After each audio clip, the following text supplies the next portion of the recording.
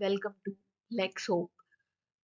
Today in this video we will be understanding the concept of res sub judice and res judicata, that is section 10 and section 11 of CPC 1908.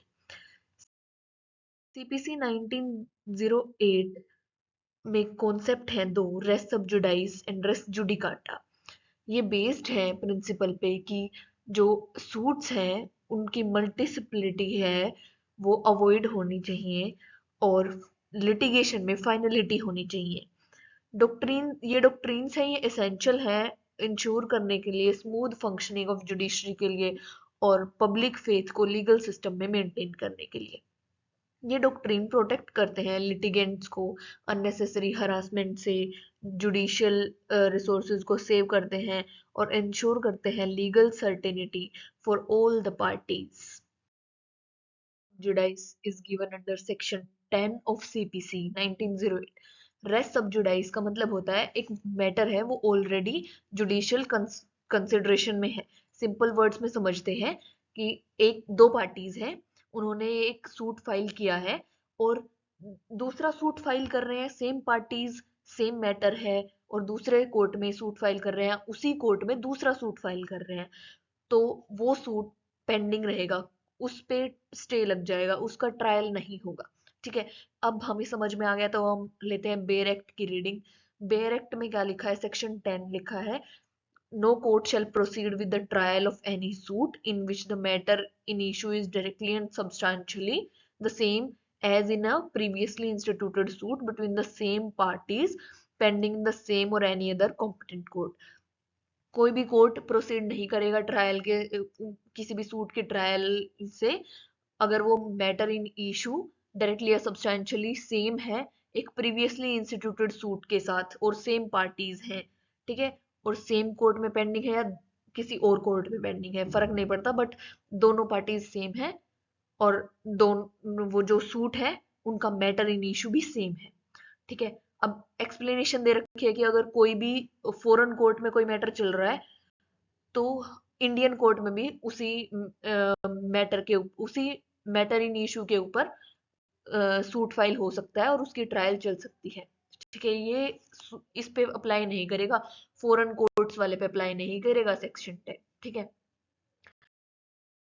अब हमें देखनी है essential conditions of rest सब जुडाइस। ठीक है, section 10 के कुछ essential conditions हैं, ये 5 इसेंशियल कंडीशंस देखे, इनको पढ़ लेना है, मैंने तुम्हें समझा दिए ऑलरेडी। दो सूट एग्जिस्ट करने चाहिए, मैटर इन इशू डायरेक्टली और सब्सटेंशियली सेम होना चाहिए। ठीक है, माइनर सिमिलरिटीज से कोई फर्क नहीं पड़ता है, बट जो मेन मैटर है वो सेम होना चाहिए, सेम पार्टीज होनी चाहिए। ठीक है, सेम टाइटल होना चाहिए, पार्टीज का टाइटल भी सेम होना चाहिए कि वो किस टाइटल के अंडर सूट में कुछ कुछ भी मैटर है वो क्लेम कर रही हैं तो क्या टाइटल है उनका वो सेम होना चाहिए।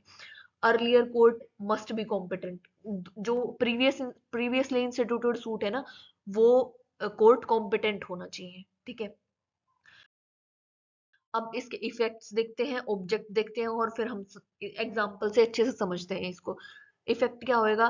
सब्सिक्वेंट सूट है, जो दूसरे वाला सूट है जो बाद में फाइल हुआ है वो सूट स्टे हो जाएगा, डिसमिस नहीं होएगा, ट्रायल पोस्टपोन हो जाएगी जब तक कि पहले वाला सूट डिसाइड नहीं होता। ठीक है, ऑब्जेक्ट है रेस सब जुडाइस का कि कॉन्फ्लिक्टिंग जजमेंट्स को प्रिवेंट करता है, अवॉइड करता है हरासमेंट ऑफ पार्टीज को, जुडिशरी का टाइम बचाता है कि दो दो सूट ट्राई करने पड़ेंगे, इससे बेटर है दूसरे सूट को स्टे कर दो और पहले वाला ट्राई करो और दोनों का डिसीजन सेम हो जाएगा। मेंटेन करता है जुडिशियल डिसिप्लिन। ठीक है, जैसे कि फॉर एग्जांपल हम कोई भी एक पर्सन है, डाइवोर्स पिटीशन फाइल होती है हस्बैंड और वाइफ के बीच में, वो फैमिली कोर्ट में पेंडिंग है और उनमें से मान लो हस्बैंड ही एक अनदर पिटीशन फाइल कर देता है, सेम ग्राउंड्स है, पार्टीज भी वो सेम ही है, ग्राउंड्स भी सेम दे रहा है और दूसरे कोर्ट में फाइल कर देता है, तो जो हस्बैंड वाला सूट है वो स्टे हो जाएगा रेस्ट सब जुडाइस की वजह से। ठीक है, अब समझ में आ गया होगा तुम्हें। अब हम देखते हैं रेस्ट जुडिकाटा जो कि दे रखा है सेक्शन 11 ऑफ सीपीसी में।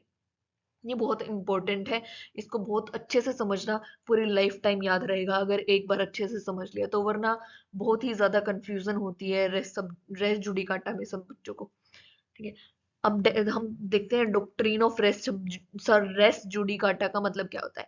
एक matter which has been which has already been judged, एक मैटर जो कि ऑलरेडी डिसाइड हो चुका है, ठीक है। Doctrine of res sub judicata most ancient concept है, रोमन लॉ ने रिकॉग्नाइज किया है इसको, मोस्ट एंशियंट कॉन्सेप्ट। इसको रोमन लॉ में बोलते हैं exceptio res judicatae, Hindu law में बोलते हैं इसको बृहस्पति स्मृति में बोला प्रांग न्याय। तो सुप्रीम कोर्ट, अब हम एक सुप्रीम कोर्ट की जजमेंट पढ़ते हैं, उसके बाद आगे का देखते हैं। Lalchand versus Radhakrishna 1977 Supreme Court ने एक जजमेंट में बोला कि doctrine of res judicata is based upon the principle of justice equity and good conscience. ये justice equity and good conscience के ऊपर बेस्ड है कि एक मैटर जब ऑलरेडी डिसाइडेड हो ही चुका है, सेम पार्टीज के बीच में है, सेम मैटर इन इशू है, तो हम बार बार उस मैटर को क्यों डिसाइड करेंगे। तो ये principal of justice equity and good conscience के ऊपर बेस्ड है। ये अगर बार बार एक ही मैटर को डिसाइड करते रहे तो जुडिशरी का तो सारा ही टाइम वेस्ट हो जाएगा, इसके लिए रेस जुडिकाटा का कॉन्सेप्ट आया, ठीक है। रेस जुडिकाटा बेस्ड है 3 मैक्सिम्स पे, नेमो डेट बिस विक्सारी प्रो ऊना एथ इदम कोजा। इसका मतलब है कोई भी पर्सन हरास नहीं होएगा 2 बार सेम कोज के लिए, ठीक है। इंटरेस्ट रिपब्लिके उत्सित फिनिस लीथियम, इसका मतलब है who holds which holds that it is in the interest of state that there should be end to litigation। अगर एक केस शुरू हुआ है तो वो खत्म भी होना चाहिए। Res judicata pro veritate occipitur, every judicial decision must be accepted as correct. हर एक जुडिशियल डिसीजन माना जाएगा कि वो सही है, क्योंकि वो तो जज ने दिया है तो वो सही ही होगा, ठीक है। अगर एक बार एक मैटर डिसाइड हो गया फाइनली, तो सेम इशू दोबारा रीओपन नहीं हो सकता दोनों पार्टीज के बीच में, उन्हीं सेम दोनों पार्टीज के बीच में, ठीक है। अब हम जो बेयर एक्ट की लैंग्वेज है उसको पढ़ लेते हैं, क्योंकि हमने क्रक्स तो देख लिया है इसका, हमें थोड़ा थोड़ा समझ आ गया है, बट हम अच्छे से समझते हैं बेयर एक्ट की लैंग्वेज से। सेक्शन 11 ऑफ सीपीसी में दे रखा है, नो कोर्ट शैल ट्राई और एनी सूट और issue in which the matter directly or substantially in issue has been directly or substantially in issue in a former suit between the same parties or between parties under whom they or any of them litigating under the same title in a court competent to try such subsequent suit or the suit in which such issue has been subsequently raised and has been heard and finally decided by the court। ये कह रहा है कि कोई भी court try नहीं करेगा suit को या कोई भी इशू है उसको जो कि डायरेक्टली एंड सब्सटैंशियली इशू में है, और डायरेक्टली एंड सब्सटैंशियली इशू में था किसी फॉर्मर सूट में सेम पार्टीज के बीच में और सेम टाइटल से, ठीक है। कोई भी कॉम्पिटेंट कोर्ट ने उसको ट्राई किया था, तो एक सब्सिक्वेंट सूट उसी इशू का रेज नहीं किया जा सकता अगर वो जो मैटर इन इशू है वो हियर कर लिया कोर्ट ने और फाइनली डिसाइड कर दिया है, तो सब्सिक्वेंट सूट को ट्राई नहीं किया जाएगा, ठीक है। एक्सप्लेनेशन 1 है, उसके ऊपर रेस जुडिकाटा का बार लग जाएगा, ठीक है, सब्सिक्वेंट सूट के ऊपर। अब इसमें फॉर्मर सूट और सब्सिक्वेंट सूट कौन सा होगा। फॉर्मर सूट वो होगा जो पहले डिसाइड हो गया है, बेशक वो फाइल बाद में हुआ है वो सूट, बट वो डिसाइड पहले हो जाना चाहिए। सब्सिक्वेंट सूट वो होगा बेशक वो पहले फाइल हो गया है बट उसका डिसीजन नहीं आया, जिसका डिसीजन पहले आ गया वो फॉर्मर सूट हो जाएगा रेस जुडिकाटा में, ठीक है। और जो जिसका डिसीजन नहीं आया वो सब्सिक्वेंट सूट हो जाएगा, ठीक है। अब हम पढ़ते हैं एक्सप्लेनेशन 1। इसमें है the expression farmer suit shall denote a suit which has been decided prior to the suit in question whether or not it was instituted prior thereto। ये अभी जो मैंने बताया वो ये एक्सप्लेनेशन फर्स्ट कि फॉर्मर सूट वो होगा जो पहले डिसाइड हो जाएगा, ठीक है। एक्सप्लेनेशन 2 है for the purpose of this section competence of a court shall be determined irrespective of any provisions as to the right of appeal from the decision of such court। Section 2 state करता है कि कोई भी court है उसके पास competence है, authority है किसी भी इशू को डिसाइड करने की, और जो राइट टू अपील है वो अफेक्ट नहीं करता उस कॉम्पिटेंस को, ठीक है। एक्सप्लेनेशन 3 है, वो कहता है कि जो मैटर है, the matter above referred to must in the former suit have been alleged by one party. एक पार्टी को एलेज करना चाहिए और या डिनाई करना चाहिए या एडमिट करना चाहिए, या एक्सप्रेसली और इम्प्लाइडली दूसरी पार्टी को डिनाई या एलेज करना चाहिए। ठीक है, कोई भी मैटर है वो एक पार्टी डिनाई करेगी, एक पार्टी एडमिट करेगी। ठीक है, अब एक्सप्लेनेशन 4 है, इसको हम बोलते हैं कंस्ट्रक्टिव रेस जुडिकाटा। ठीक है, देखते हैं क्यों बोलते हैं हम इसको। Any matter which might ought to have been made ground of defence और अटैक।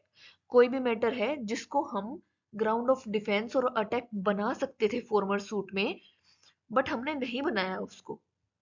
ठीक है, shall be deemed to have been a matter directly and substantially in issues in such suit।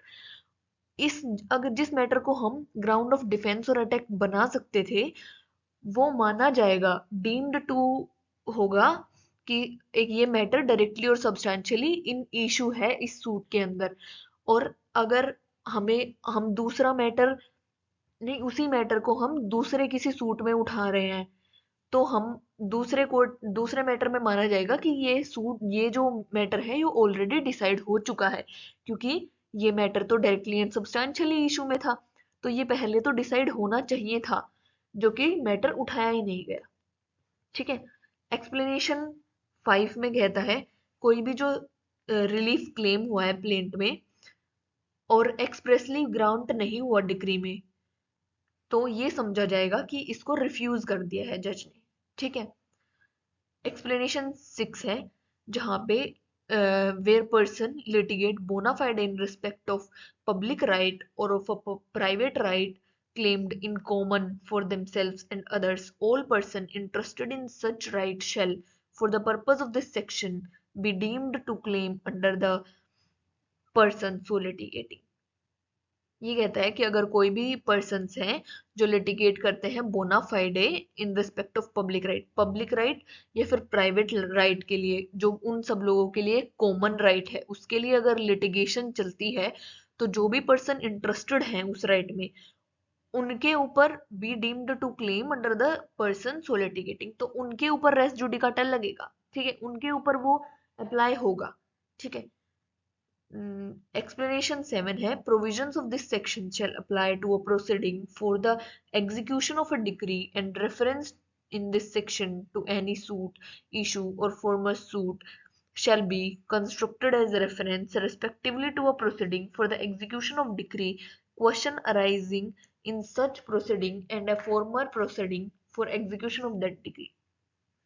Provision है इस सेक्शन के, वो apply करेंगे proceeding के ऊपर, एग्जीक्यूशन ऑफ डिक्री की प्रोसीडिंग के ऊपर, और रेफरेंस है इस in this section two any suit. References हैं इस सेक्शन में किसी भी सूट के, इशू के या फॉर्मर सूट के, वो कंस्ट्रू किए जाएंगे as references respectively to a proceeding for execution of decree. Execution of basically इसका मतलब ये है कि जो ये सेक्शन की प्रोविजंस है वो एग्जीक्यूशन ऑफ अ डिक्री में अप्लाई करेंगे, और जो भी रेफरेंसेस दे रखे हैं इस सेक्शन में सूट, इशू, फॉर्मर सूट के, वो भी सेम जो एग्जीक्यूशन प्रोसीडिंग्स होंगी डिक्री की, उनमें अप्लाई करेंगे। ठीक है, एक्सप्लेनेशन 8 है, कोई भी इशू हर्ड सुना गया है और फाइनली डिसाइड हुआ है एक कोर्ट के द्वारा जिसकी लिमिटेड ज्यूरिसडिक्शन है, competent to decide such issue shall operate as res judicata in a subsequent suit, notwithstanding that such court of limited jurisdiction was not competent to try such subsequent suit or the suit in which such issue has been subsequently raised। जो भी कोई issue raise हुआ है, सुना गया है और finally decide किया है किसी भी कोर्ट ने जिसकी लिमिटेड जुरिसडिक्शन थी, वो कॉम्पिटेंट है डिसाइड करने के लिए उस इशू को। ठीक है, ये माना जाएगा, और ये ऑपरेट करेगा एज रेस जुडिकाटा किसी सब्सिक्वेंट सूट में।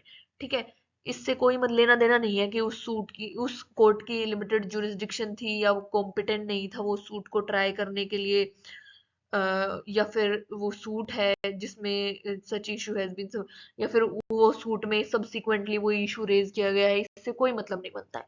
ठीक है, तो कोई भी अगर सूट किसी भी कोर्ट ने सुन लिया है तो इसका मतलब ये समझा जाएगा कि उसके पास कॉम्पिटेंट वो कॉम्पिटेंट जुरिस्डिक्शन थी उसकी। ठीक है। जो अब हमने एक टॉपिक पढ़ा था कंस्ट्रक्टिव रेस जुडिकाटा का एक्सप्लेनेशन 4 थी वो। इसमें हम पढ़ते हैं, इसमें समझते हैं हम अच्छे से कि कंस्ट्रक्टिव रेस जुडिकाटा का मतलब क्या होता है। कंस्ट्रक्टिव रेस जुडिकाटा का मतलब होता है कि तुम्हें एक इशू को रेज करना था, पहले करना था, बट उसको अब तुम नहीं कर सकते क्योंकि तुमने पहले नहीं किया। ठीक है। कंस्ट्रक्टिव रेस जुडिकाटा है वो बार करता है किसी पार्टी को एक मैटर को रेज करने के लिए कि लेटर सूट में वो रेज करेगा तो उसको बार कर देंगे। जो पहले रेज किया जा सकता था उसको बाद में क्यों रेज करना है उस मैटर को। ठीक है। ये अप्लाई करता है सेम पार्टी, जब कंस्ट्रक्टिव रेस जुडिकाटा का अप्लाई करेगा जब सेम पार्टीज होंगी, सेम मैटर डायरेक्टली कनेक्टेड होगा, अर्लियर केस और अभी का केस सेम है, इशू रीजनेबली रेज किया जा सकता था पहले, कोई ऐसी कोई दिक्कत नहीं थी कि वही इशू रेज ही नहीं किया जा सकता। फॉर एग्जाम्पल, एक पर्सन है ए, उसने सू किया बी को रेंट के लिए, बट उसने उस टाइम उस सूट में अरियर्स क्लेम नहीं किए रेंट के। वो कर सकता था बट उसने नहीं किया। बाद में उसने एक और सूट फाइल किया अरियर्स ऑफ रेंट के लिए। तो अब जो सेकंड सूट है, जो बाद वाला सूट है, वो बार हो जाएगा बाय कंस्ट्रक्टिव रेस जुडिकाटा। ठीक है। सो नाउ अब हम देखते हैं कि अब हमें ये वीडियो बहुत लंबी हो जाती, इसलिए मैंने ये दूसरा पार्ट बनाया है कि अब हम नेक्स्ट वीडियो में ये सब टॉपिक्स कवर करेंगे जो इसके टॉपिक्स छूट गए हैं। इसमें क्वेश्चंस हैं, हम इनका आंसर देखेंगे कि क्या रेस जुडिकाटा अप्लाई करता है एक्स पार्टी डिक्री पे, रिट प्रोसीडिंग्स पे, और रिट ऑफ हेबस कॉर्पस पे, बिटवीन को डिफेंडेंट्स और परफॉर्मा डिफेंडेंट्स पे कैसे रेस जुडिकाटा अप्लाई करता है, और को डिफेंडेंट को प्लेंटिफ्स पे और माइनर पे, और हम एक्सप्लेनेशन जो 6 है वो पीआईएल पे अप्लाई करती है नहीं करती है, हम ये सब नेक्स्ट वीडियो में देखेंगे। और अगर तुम यहाँ तक आ गए हो तो please like share and subscribe, like share and subscribe किए मत जाना। ठीक है। Thank you for watching this video. Thank you so much.